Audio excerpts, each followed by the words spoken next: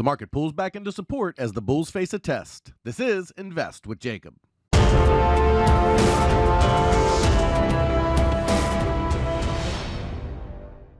Okay, guys, so in yesterday's video, we talked about the fact that the market should be pulling back into our support zone around that 4110 to 4090 area, and that's exactly where it started to hold yesterday. It spiked down a few different times and has been chopping across, and we may need to see one more low before the market starts to push higher. I'll get into that in just 1 second, but first, if you're new here, welcome to the show, guys. My name is Jacob Gabbard, and this is Invest with Jacob, where we use Elliott Wave Theory to break down the SP 500 and the NASDAQ.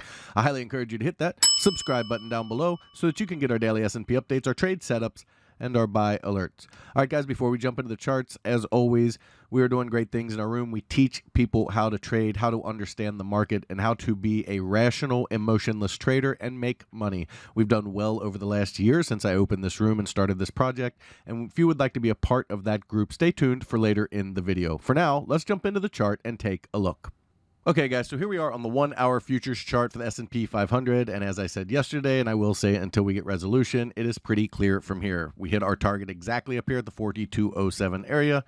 Got a pullback, a push-up that didn't hit the highs, another drop and a push-up, very overlapping corrective behavior in the market, and then now we're getting a look what looks like our C wave down into our support area. And the reason it's pretty clear here is, as I've explained in the last couple of videos, we have a clear support area called the pivot, the 764 and 618 extensions of waves 1 and waves 2. So we can pull back, and the target generally for this pullback is the 4090 area. That is the top of the pivot and where we'd expect this move to hold in most cases. However, it can go down toward the bottom of the pivot at 4054, and until we break that level, the market is expected to be bullish. So we would still look for support to hold in this area, and then a move higher from there that takes out this high up toward the 1618 extension or the 1382, one of the two, usually the 1618 at 4300. That would be our target for wave 5 of wave 3, so the green circle 5 here. And so that is what we'd be looking for the move up. Now after that, we would have completed wave 3, and then we'd look for another pullback down to around the 4100 area to test the pivot one more time, and then a final push higher after that. Again, we try to keep it in small chunks here so it's not too overwhelming on where we're headed. Overall, we should be targeting about the 4400 area if this whole move plays out. So pretty clear right now that as long as we're over 4054, the market is bullish. Below that, we start to look a little bit bearish. Now, I don't think it's overwhelmingly bearish like it would be, say, if we were up here around the 4300 level. And the reason for that is this move down is extremely overlapping and corrective, and that just generally doesn't lead to big sell-offs and new lows and things like that.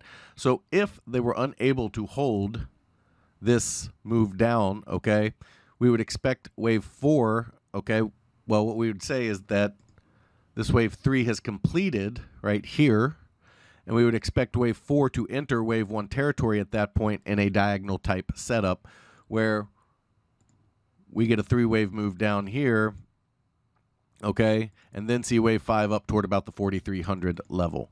So even in a bearish alternative right now, we're looking for them to hold right around the 3980 to 4000 level on the ES, on the futures market, which is a little bit different than the SPX, just so you know what numbers we're looking at. But we would expect this wave 4 to come down into wave 1 territory, and then one more push higher up towards 4300 in a diagonal. Normally we don't count on diagonals or look for diagonals, but given our push up and this corrective pullback here, this corrective nature tells me that we shouldn't be seeing a full-on sell-off or, you know, kind of disaster C wave yet. I do think we will see one once we get up toward 43 to 4400, depending on which pattern plays out, but I don't think we're there yet. Okay, so those are the two paths that we're tracking, either that we hold support and move to 4300, or that we can't hold support and we get a 3-wave move down into that 4000 area to 3980, and then look for a rocket higher from there. Over on the NASDAQ, okay, very similar counts as you would expect. You know, these markets trade pretty much in step for most cases. And the difference was the NASDAQ pushed all the way up to the 1618 for its wave 3 of 3. And so from there, we would expect to stay above the 12322 level. That would be where we'd start to worry about getting bearish, or at least seeing a diagonal play out at that point, that 12322 level. So we would expect this A, B, C to play out and hold support right around that 12.4 level or even higher. They may hold support from where we're at right now. There's no reason that we have to make a new low on either chart. There is a bullish setup on both charts that we move directly higher, but it does look better with another low, so I think that would be the more likely scenario as we hit one more low and then go higher. But the 12,400 area or so is where we would look for us to come down and bottom, and then we'd look for that move higher up toward the 13,300 area for all of wave 3.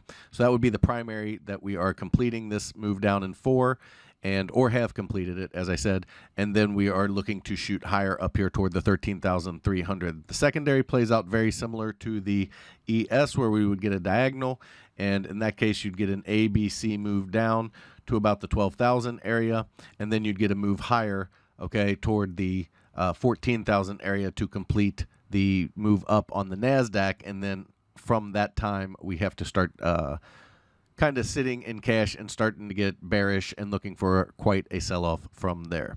So those are the paths we're tracking on both the ES futures and the NASDAQ futures.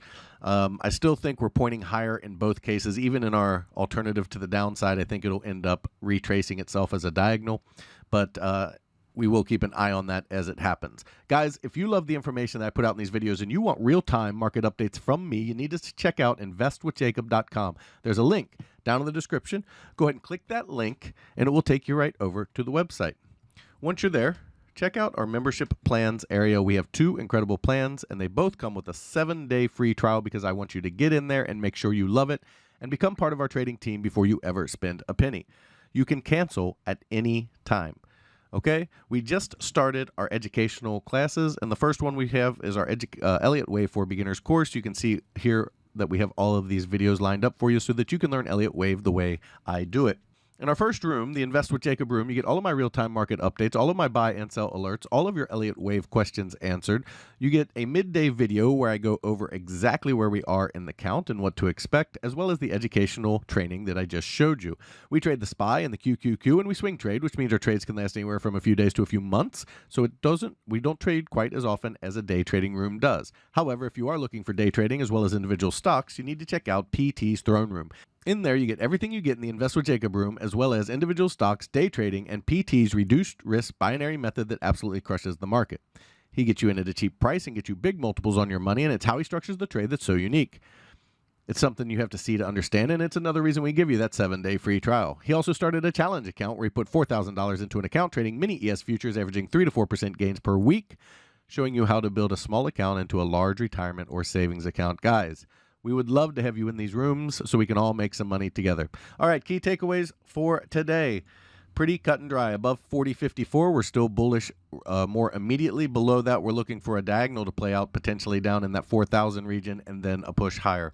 Over on the NASDAQ, same type of setup. As long as we're above 12,322, we're still pretty bullish to the upside more immediately. However, if they do break below that, we would look for a move down to the 12,000 or possibly lower area to set up a diagonal and then a move higher into the 14,000 area.